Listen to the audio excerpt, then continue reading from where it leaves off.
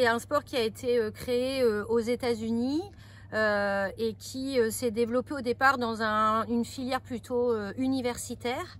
Et puis au final ça s'est importé en Europe et là depuis la fédération elle a plus d'une trentaine d'années, donc c'est une fédération relativement jeune, un peu plus même, une quarantaine d'années. Et donc au niveau européen en tous les cas ça se développe vraiment depuis voilà, une vingtaine d'années où on arrive à challenger les équipes nord-américaines qui sont vraiment eux dans une démarche semi-professionnelle. Alors pour être un bon joueur ou une bonne joueuse d'Ultimate, il faut forcément des qualités athlétiques. C'est un sport qui demande beaucoup d'appels contre appels, très courts. Il faut aussi des qualités techniques obligatoirement.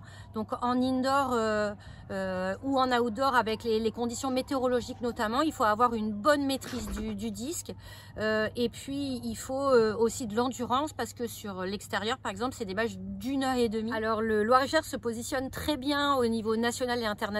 Déjà c'est un comité départemental avec 3 clubs, Mer, le club du MUD, les Dégourdisques Chitenay et Frisgo ASPTT Blois à Blois.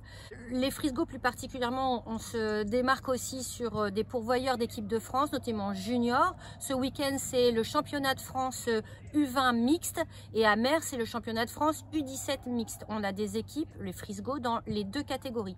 Et puis la plupart de nos joueurs qui sont ici sont présélectionnés en équipe de France.